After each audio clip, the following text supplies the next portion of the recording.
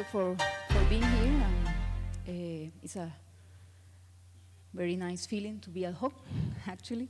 So first of all, I would like to say that this is an ongoing project, research projects together with Magela Cotto from Universidad Nacional. So we will maybe finish the presentation with many questions and not so many answers, but it's also a nice opportunity actually to bring these doubts and questions that we have in order to find maybe some answers. This is, as I said, a research project. It's called CREO, that means in Spanish, believe and create. And the overall research question of the project is how low socioeconomic schools, high schools, can be transformed in learning for well-being high schools. I will elaborate a little bit more about these two. I am uncomfortable with this, sorry for a moment. To narrow this presentation, because this is a big project, is more about what is the role of technology for doing this transformation. And then actually this paper is specific about what systemic approach in terms of multiple changes at different levels could be used to deal with this transformation process. So when we talk about these socioeconomic status schools, we are talking about schools actually that are, most of the students are from families that have a very low income or low income, or also families or schools that are in a community with many issues, social problems, poverty, and many other social aspects that could be influencing the school. And there is a lot of research actually about how this socioeconomical aspect is influencing these schools. Some of them is talking about these families, for example, will have a lower academic achievement. So, and therefore the students actually, they don't have a role model to follow in the schools. The environment will affect a lot the growth and cognitive development of the students. We will have also students who, they will have less positive attitude to continue the education. That could be further education, I mean a technical education, or could be also higher education, like is the case here in Costa Rica. And we will have also that the environment will affect the students in the physical and emotional aspects. So that is the kind of the background that we have on this kind of high schools. But we also have, on the other hand, very nice promise and international and global expectation about what is education. And one of them, we could mention one is this Declaration 2015, where countries are encouraged actually to provide inclusive, quality education and long life learning opportunities. And they say for all. And then we will have this question, can we achieve that kind of aim? I mean, we also have the 4 pillars of UNESCO education. We talk a lot also about the 21st competences, things like critical thinking, solving problems, working collaborative, and so many of these things. In this conference, we have been hearing a lot of good examples about how to use technology and so on. So we have this kind of 2 scenarios. When we talk about this framework of learning for well-being in schools, it's a kind of movement. I mean, that they are proposing a different way to understand education. I am not going to go deeper in the framework because the issue times, but I think we believe it's a good way to understand actually what is going on in this kind of schools and how the different elements influence each other. So I will mention here just 3 aspects of this framework. And the first one is actually this first aspect, that they see education as a whole process. It's not just about the cognitive aspects. It's about mental, spiritual, physical, and emotional. And many times when we talk actually about these spiritual aspects in countries like in Denmark, where I am living now, I mean, just forget it about. It's not part of our environment. But in countries like Costa Rica, we say we are a Christian country. Most of the people is Catholic, of another kind of Christian church. So they say, I mean, it doesn't matter about what kind of spiritual aspect, but there is a spiritual aspect as a human being. The other aspect that I want to mention is this influence. They talk about the self that will influence each other. They will influence also by the environment, but the environment will also influence the other people and the individual people. So it's a really connection always about these all elements. And then the other aspect is here about this framework that they talk about living in this system perspective. So that's actually, we could mention there again that about the whole person, the whole system, and actually the process itself. So that is a framework that when we were looking about this kind of schools, we're saying like, okay, this will explain many of the things that is going on in the schools and also may help about how to approach this kind of schools. A little bit details about the project that we are running now. As I mentioned, the project is in the high school in the south of Costa Rica. It's a small school. It's between 100 and 120 students, 12 teachers. It's an evening school, so the students actually go to school from 6 p.m. to 10 p.m. The students here, I mean, the performance of the school is doing not that well. A lot of the students, they fail the national exam, and also there is a higher percent of dropout. The intervention that we are doing is action research projects. It means like we go through 4 phases about like planning, doing all the research. We implement some of the actions. We will collect data, analyze the data, and take the next decision about how the things are going. This aspect will be, when we do the evaluation about what to do next, is really in the good sense or in the good practice of action research, should be receive feedback from the theory. We started the project in April 2015, so far we have been working with them for 1.5 years. We have a lot of data. We have done, say, interviews with the with the teachers, with the director, with the students, with the parents. We have had workshops. We also had a training with the teachers and so on. In the data analysis, we are not done with that part. We have still a lot of data that we need to analyze. But for this paper, we were looking more about to understand the problem, where to start. I mean, like in action research, you say, okay, you understand the problem and take some actions. That is the point that we are with this at the moment with this paper. And we decide like, okay, it was more like how to cope with this situation. And we were looking at this actually complexity theory. And this complexity theory talks about this conceptualize the workings of not linear systems composed of multiple interacting and diverse elements that influence each other.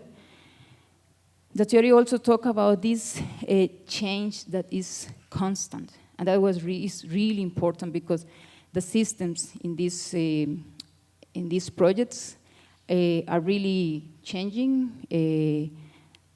And the other elements that they say is that nothing stands alone. So, and they talk about that we need to look at this interconnection and the interdependence of the all elements. In the part of education, when we talk about reform in education, The theory had been also used, and they talk about we need to look at the school reforms as evolving solutions. When we need to analyze actually all the levels, and we also need to look when the policy part that should be in the different levels. I mean, we, from this theoretical point of view, we really need to try to change the system in different aspects, levels at the same time. So what we did actually was like say, okay, now we are in this action research part, so we look at the data, what we have. So in this site is all the evidence from the data that we have. So we have things like lack of creativity and technology in the classroom. It's a very traditional classroom where the focus is the teacher, is the main actor during the whole class. We have lack of the time. Teacher doesn't have time. Students, they say that they don't have time. The director also say that they need to hand in many information to the Ministry of Education. They don't have time. We look at the organizational aspect, cultural, specifically organizational culture, and we see that there is not a culture of creating knowledge, sharing knowledge, or being what is called an organizational institution. It's not that it's a bad environment in the school. It's not that. It's just that there is not this practice. There is not interaction, communication actually with the families. Kind of the families send the kids to the school and this is your problem, and then it's not communication among them, not with the community neither. Low competences in the use of ICT. Teachers doesn't have actually that knowledge, neither about active learning. And then that plus that issue that they don't have time, so it's complicating more the things. And then there is not information management strategy, and is lack also of some management competencies.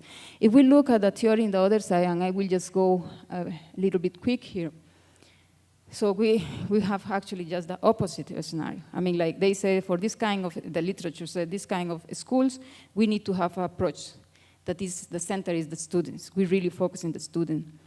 We see, for example, in this conference and in many research and theories, the use of ICT will help a lot from the management point of view, but also from the teaching perspective. To prevent dropouts, we need to have high quality instruction. We need to have actually a community engagement.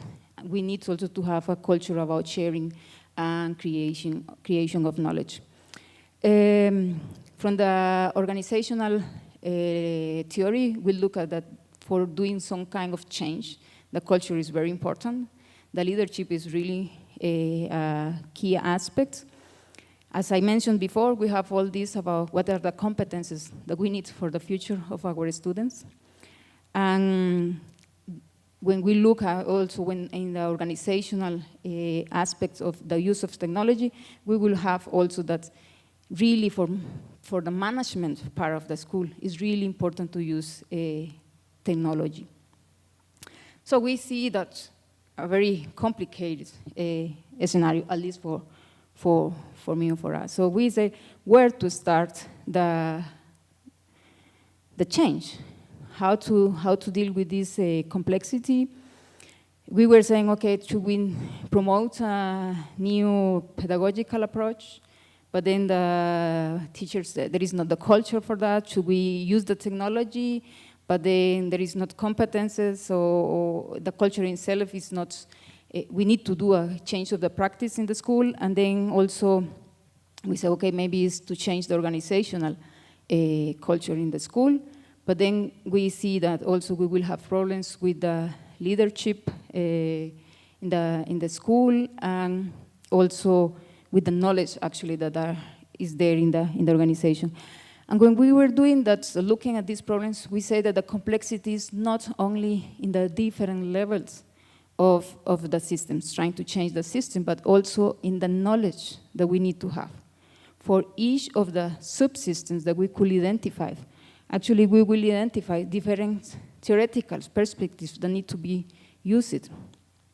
So here I am presenting only 3 subsystems that we find there. We are not leading here with system that is a national system. I mean, all the policies from the Ministry of Education and also the local aspects. So when we look at the classroom subsystem, we say that is all the pedagogical theories that need to be applied. When we look at the culture of the school or the aspect of the school, we actually find that it's more organizational theories, more from how to manage the schools.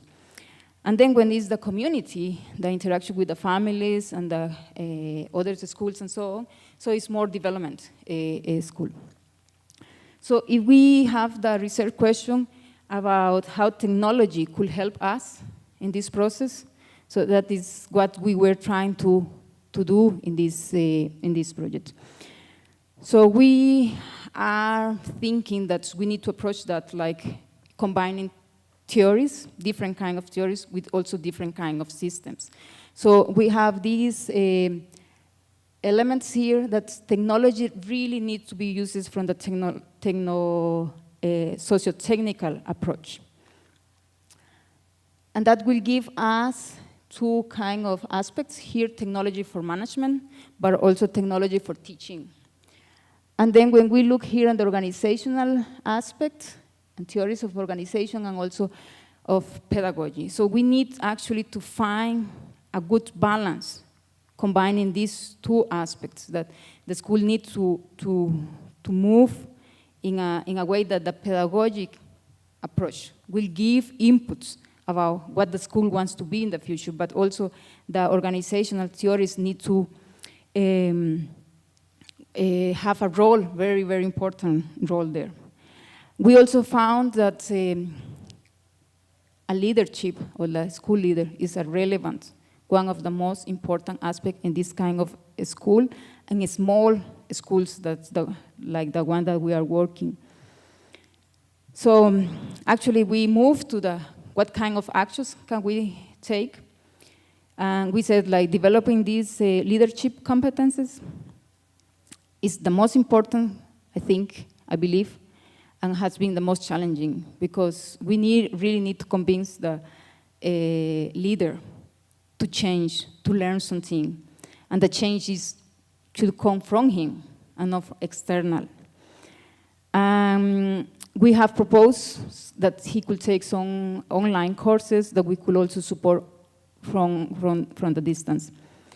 The other change or the other action that we are proposing is to change the organizational culture by creating platform, actually, an online platform about creating and collaborating, creating knowledge, and sharing knowledge. So actually that is one of the actions that we have. Right now we are with Sandra and Nilo that is here, are two students from Denmark that they came to develop actually this platform. We really want that the platform will respond to the needs to the teachers, that we will really have a user-centered approach for develop that, and also experience design that the teacher really will find a good experience by going there and share knowledge and create knowledge. And then the other aspect is to try to influence the motivation of the students by keeping the focus and the goal. And that is the kind of really good action that we will like to develop. And we are in a standby in some way there because we were expecting to have collaboration also with some students from the university. But when we just discuss this kind of complex situations, so it's not actually that easy to meet all the expectations from the students, also the school and so on. And it's a project that we really don't have resources, and that it will be also actually a situation that will be very normal for the schools because they don't have resources either. So just to finish, I have half minute to finish. So just I think that's what we have learned here so far is actually that this complexity theory could be, and I say it could be because as I mentioned before, we are still in analysis, a good way to approach and to understand the problem, to identify where and how the system interacts. Identify these key nodes to approach also look at the organizational aspect, it's really important to create a partnership with universities or other institutions, because there is a lot of different roles to move here. I mean, we just saw 4 big fields, theoretical fields about how to do this, and of course the schools, they will not have the knowledge.